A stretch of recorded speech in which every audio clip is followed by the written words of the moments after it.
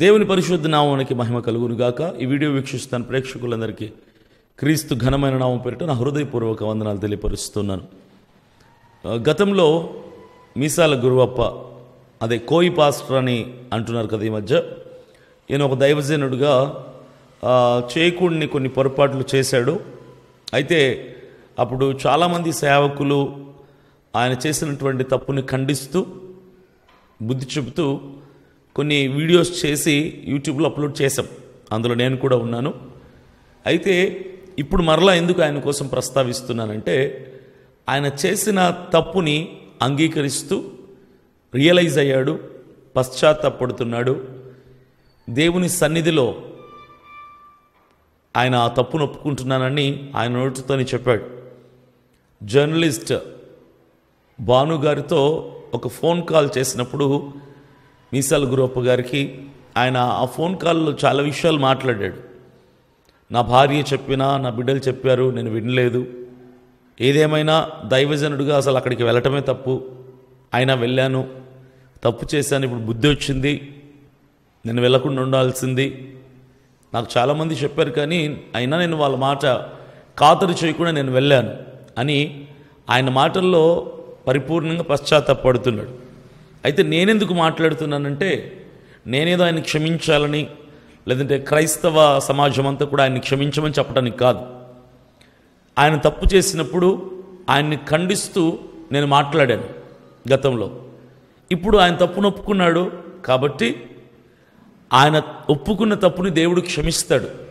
తప్పు ఎవరు చేసినా ఆ తప్పులో కొనసాగించబడేవాడు క్షమించబడాడు, కానీ ఆ తప్పుని తెలుసుకొని అది తప్పు అని పశ్చాత్తాప హృదయంతో ప్రభు సన్నిధికి వచ్చే ఎలాంటి వారినైనా, ఎంత కఠినాత్మునైనా, ఎంతటి బండబారిన హృదయాన్నైనా, ఎంతటి కరుడు కట్టిన పాపినైనా దేవుడు కరుణా సంపన్నుడు, ప్రేమామయుడు, దయాళుడు కాబట్టి ఆయన క్షమిస్తాడు. సామెతలు 28:13 ఇలా రాయబడి ఉంది, అతిక్రమమును దాచిపెట్టువాడు వర్ధిల్లడు, దానిని ఒప్పుకొని విడిచిపెట్టువాడు కనికరం పొందుతాడు. గతంలో మీసాల గురప్ప చేసినటువంటి పొరపాటు ఆయన తెలుసుకున్నాడు, అంగీకరించాడు. ఏ నోటితో అయితే నేను ఆయన తప్పు చేశాడు, తప్పు తెలుసుకోవాలని ఖండించానో అదే నోటితో ఆయన తప్పును ఒప్పుకున్నాడు అని తెలియపరచాల్సిన బాధ్యత నాకుంది. ఆయన్ని క్షమించాలని కాదు, కానీ క్షమించటానికి మనం ఎంతటి వారం? క్షమించువాడు దేవుడు, తీర్పు తీర్చువాడు దేవుడు, క్షమించువాడని శిక్షించువాడని దేవుడు. దానికి యోగ్యుడు ఆయన, మనం కాదు. ఆయన తప్పు చేసినప్పుడు తప్పు చేశాడు అని ఖండిస్తూ అనేకుల ముందరికి ఆ మాటలు తీసుకుని వచ్చాను నేను. ఇప్పుడు ఆయన తప్పును తెలుసుకున్నాడు, ఆయన ప్రభు సన్నిధిలో పశ్చాత్తాపడుతున్నాడు, మరలా దేవుని సేవలు కొనసాగింపబడాలి అని తోటి దైవజనుడిగా, జతపనివాడిగా, ఏదేమైనప్పటికీ ఆయన సేవకులే కనుక, దైవజనులే కనుక, తోటి దైవజనుడిగా ఆయన మరలా దేవుని సేవలో వాడబడాలని ప్రభు సన్నిధిలో ప్రాధేయపడుతున్నాడు కనుక గొప్పగా, మునుపటి కంటే అధికముగా, రెట్టింపుగా ఆయన నిలవబెట్టి ఆయనను తన సేవ కొరకు వాడుకోవాలని నేను ఆశిస్తున్నాను, ప్రార్థిస్తున్నాను. క్రైస్తవులందరూ కూడా ఆయన కొరకు ప్రార్థన చేయండి. మేము క్షమిస్తాము, మేము క్షమించమన్న మాటలు వాడద్దు. అందరూ తప్పు చేసి దేవుని మహిమని పొందలేకపోతున్న వాళ్ళే.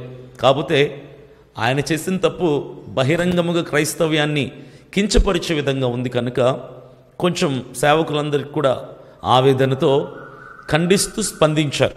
ఇప్పుడు అదే సేవకుడు తప్పు తెలుసుకుని మరలా ప్రభు సన్నిధికి వచ్చాడు కాబట్టి ఆ దేవుడు ఆయన్ని క్షమించులాగున, ఆ దేవుడు ఆయన మరలా తన సేవలో నిలుపుకునేలాగున, ఈసారి మరెక్కడ కూడా ఆయన పడిపోకుండా, వెనక్కి తిరిగి చూడకుండా, ఇలాంటి అపవాది కల్పించే ప్రలోభాలకి లోనవ్వకుండా చక్కగా మంచి అభిషేకం కలిగి దేవుని సేవ కొరకు ప్రాణం పోవునంత వరకు వాడబడులాగున సేవకులం, క్రైస్తవులం మనమందరం కూడా ప్రార్థన చేద్దాం.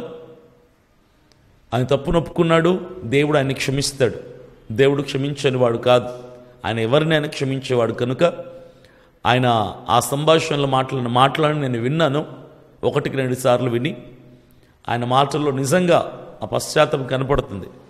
నేను క్షమాపణ ఎవరిని అడగాల్సిన అవసరం లేదు, నా దేవుడు నన్ను క్షమిస్తే చాలు అన్నాడు. ఆ మాట నాకు బాగా నచ్చింది.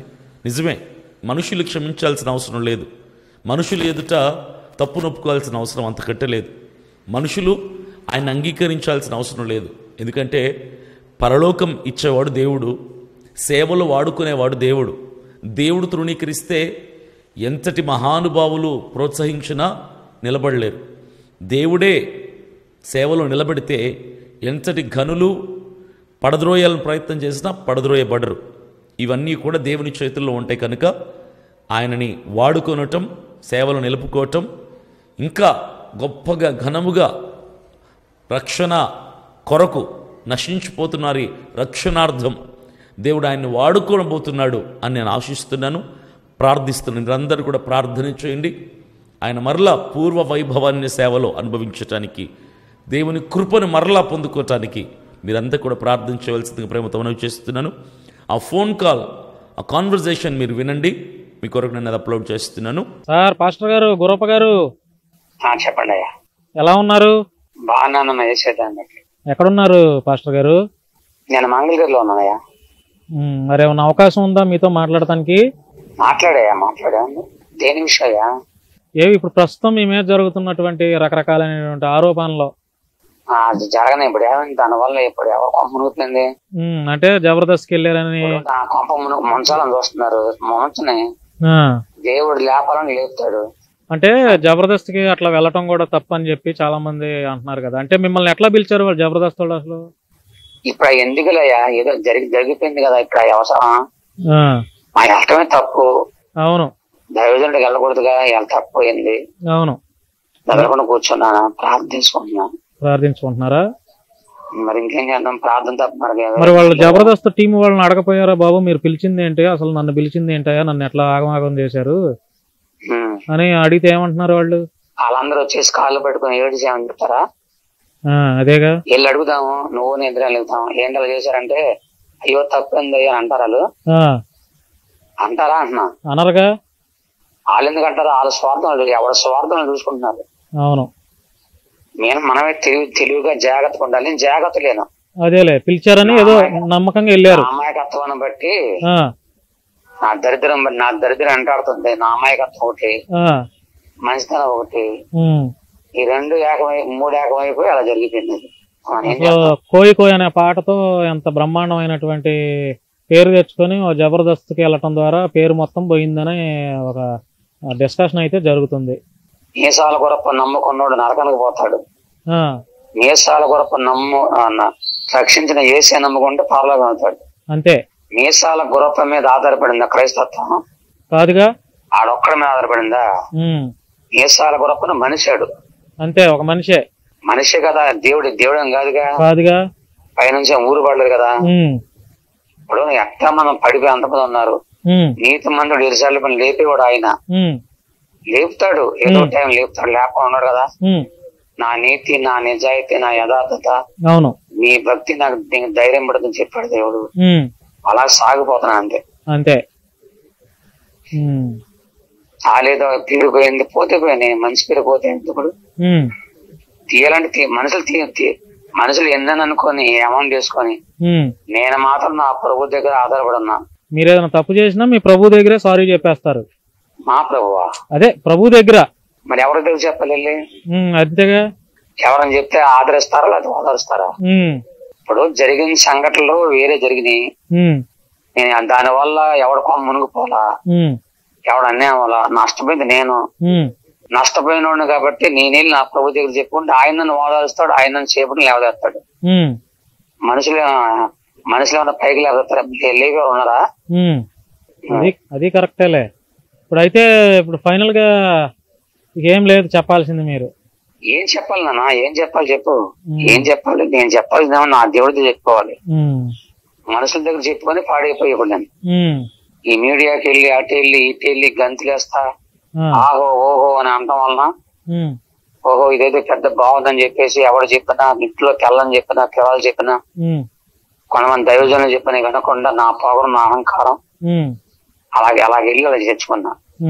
ఇప్పుడు అవన్నీ వదులుకున్నాను, మెదలకుండా ప్రాణం చేసుకున్నా. దీని అంతటికి పరిష్కారం అంతా నా దేవుడే. అంతే. ఏది చేయాలని ఆయన చేయాలి కానీ మనిషి ఎవడు చేయలేడు. 1,00,000 మంది రాని నన్ను తిట్టుకొని వాళ్ళు పెద్ద నీతిమంతులు అయినట్టు తిట్టనే పర్లేదు. వాళ్ళు నన్ను తిట్టే వాళ్ళందరూ నీతిమంతులు కదా, చాలా యథార్థవంతులు.